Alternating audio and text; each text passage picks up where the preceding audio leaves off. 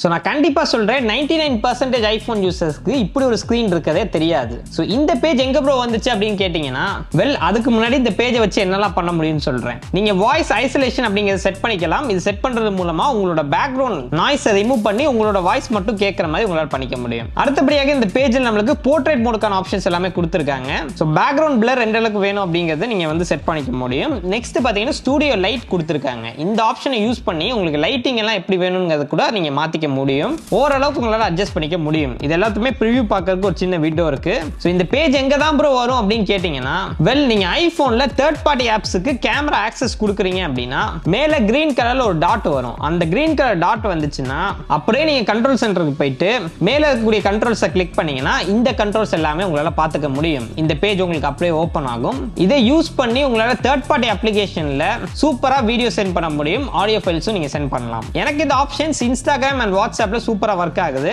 நீங்களும் கண்டிப்பா ட்ரை பண்ணி பார்த்துட்டு எப்படி இருக்கு அப்படிங்கறத கமெண்ட் செக்ஷன்ல சொல்லுங்க. நன்றி.